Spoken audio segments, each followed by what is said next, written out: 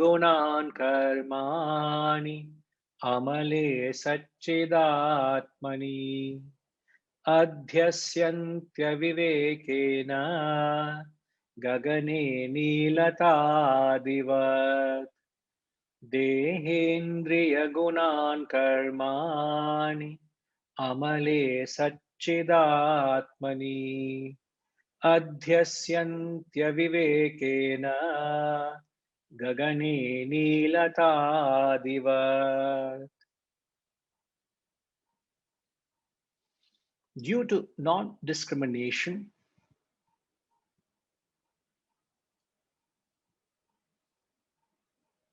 the varied qualities and functions of the body and the senses are superimposed on the pure existence, intelligence, the Atman, the self. Just as the blue color, etc., are attributed to the sky, Gagani, Neelatadivat, all that misconception, misapprehension, misunderstanding boils down, attributed to avivekena. Avivekena. Vivekena is discrimination. Avivekena, result, states as non-discrimination, where you don't have the capacity to discriminate. So all because of this, the qualities and functions of the body and the senses are superimposed on the pure existence, Atma, the self. See, as we have constantly been told, in fact, right through the text and through the Shastras, in fact, we have constantly been drilled the lack of role the Atman plays. The Atman or the God has no role to do with the doing. And yet, out of our ignorance, we constantly attribute things to God. So the message is being constantly emphasized so that you stand up and take note that Atman has got nothing to do with the body, mind, intellect, and their functionings. Where the qualities and functions, Dehendriya Gunan, the qualities of the gunas are refers to the sattva, rajas, tamas. So Atman has got nothing to do with the gunas or the body or the sense organs, has got nothing to do with it. So the pure consciousness becomes the conditioned consciousness.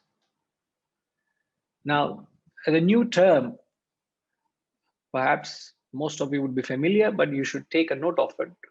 The pure consciousness becomes the conditioned consciousness.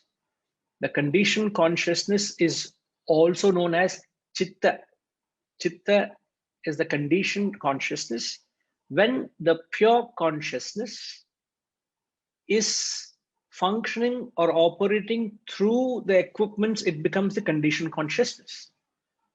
So the conditioned consciousness is known as the jiva, the individual, in a broad sense. In a broad sense, an individual is known as the conditioned consciousness.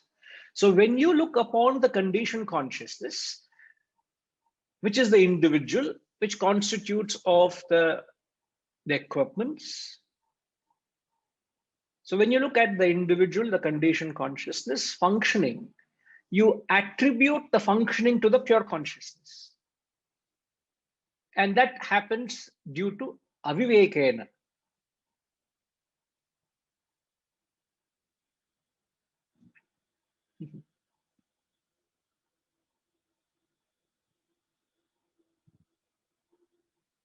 Amale, the pure Atman, the stainless Atman. Atman is stainless and pure, and you attribute to the Atman, just like you attribute blue color to the sky.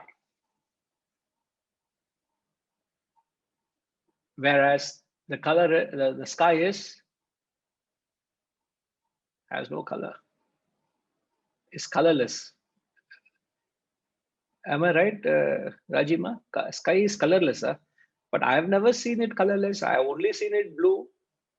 My little intellect can't fathom when you say it is colorless. Can you please explain that? Guruji, in fact, in schools, the little children are taught, when they're taught colors, we teach them the sky is blue. This is what you people have taught us. That is why I thought I remember learning it. So now you say something here, so I'm confused, you must explain it to us, Guruji. You should explain to us. I'm asking you what it is. It's a superimposition, as it's mentioned here, Guruji. Yeah. But why does the sky appear blue?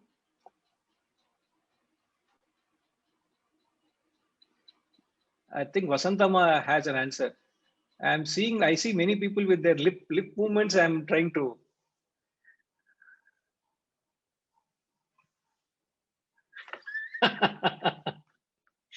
Yeah.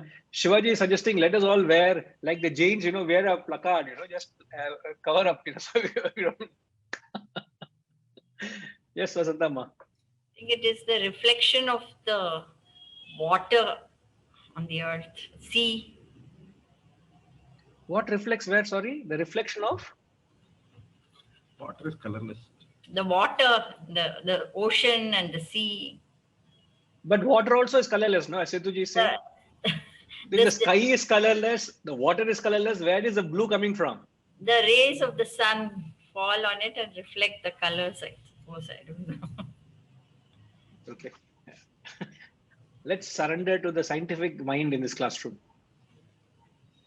There's only one scientific mind. Harishji?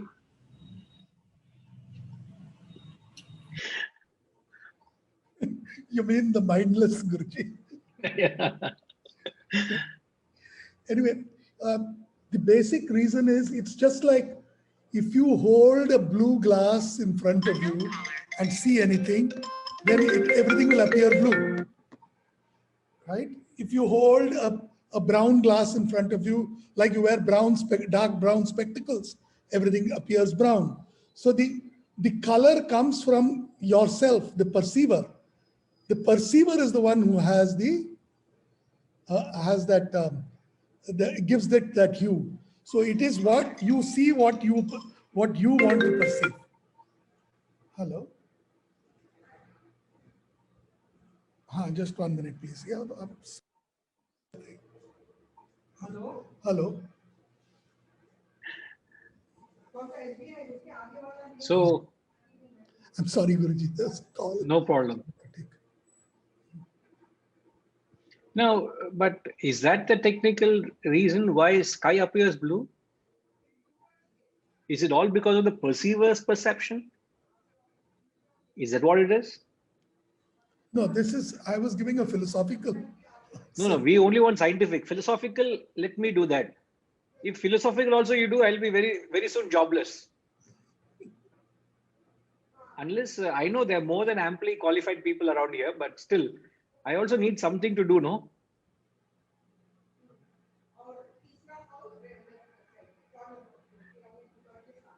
RPG, why does the sky appear blue, RPG? RPG is thinking, yo, why did I on my camera? He's asking me now. Good evening, Guruji. I'm not the scientific mind. Ask me about business or project management. I might be able to help you out, but okay. I think it has something to do with the particles or the reflection of light through the particles. Something like that is my recollection of either physics or chemistry from a long time ago. I think even Vasantama is sharing the same thing, isn't it? Something to do with the light and some reflection somewhere. Maybe Badrinath ji will seal the confusion.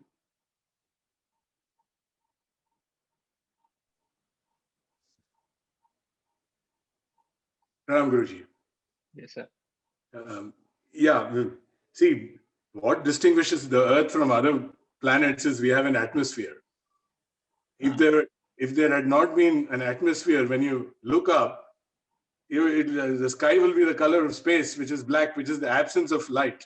So only when you look towards the sun, you will see light. Otherwise, you will see blackness, which is what we see in the night, in any case, when there is no light. So the sky appears black in the night, isn't it? So Yes. the color of the sky is blue because during the day, many of the wavelengths of light, you've got the various colors of light when you split it with a prism.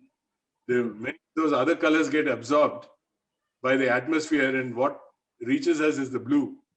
So which is why we see the blue. Everything else gets absorbed by the atmosphere. Correct. That's what Very true. That is what I think you're precisely right. And in fact, if you closely observe the phenomena of colors, as you rightly said, when you pass the light through a prism, you get the Vigoric colors, the violet, indigo, blue, green, yellow, orange, red, the Vigoric colors. Now, when an object is bathed in light, and if an object appears red, it is because it absorbs every other color except red. Am I right? Right. If an object is yellow in color, it's because it is reflecting yellow except every other color. It absorbs every other color except yellow. Right. And if it absorbs all colors, it is black. If it reflects all colors, it is white. Right. And the philosophical implication you can draw, you become what you give. You lose what you take. Are we not right to extend that way? What you give is what you are. What you own and what you absorb and what you keep is what you have not. You've lost it. It's not there with you. It doesn't define you. Amazing. Philosophically, it resonates with what we understand it. And scientifically, it is unknowingly, it resonates the same truth. Universally, it's the same thing. What you give is what you are. So as you rightly said, Badriji, so that particular color, blue is being reflected. Therefore, the sky appears blue. It absorbs every other color. Therefore, it's not that. Isn't it? Yes. But the text is saying, you attribute the color to be the sky out of ignorance. Avivekena. Here, at least science clarifies it. We're able to understand it. But with reference to the Atman, he says, Atman is stainless, is pure. Just as the sky is colorless, is stainless, is attributeless. Similarly, the Atman is stainless, pure, unconditioned, immaculate. But out of ignorance, you attribute the activities and gunas of the equipments to the Atman.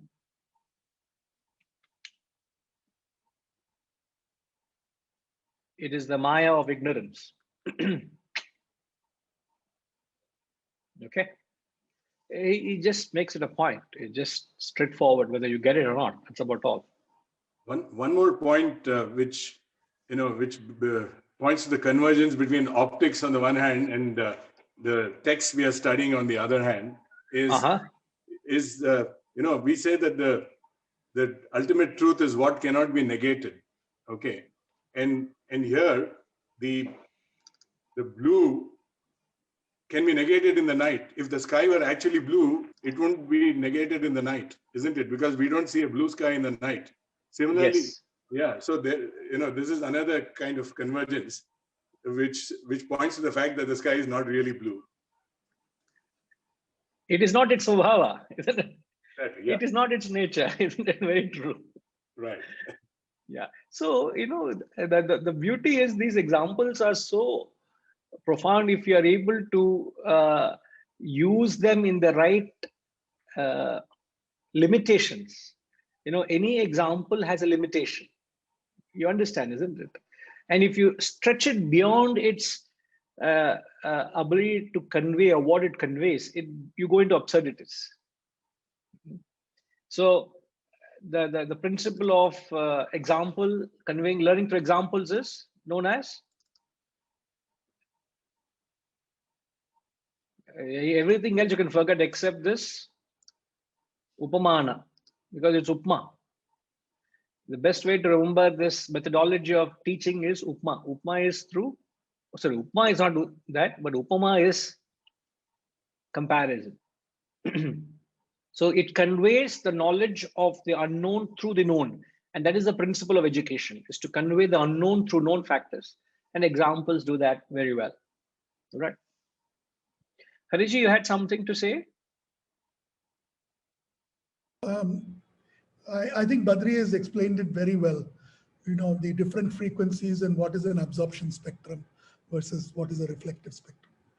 And very rightly, as you said, Guruji, in science, when you talk of an absorption spectrum, that means when the spectrum is the division of light into violet, indigo, blue, etc.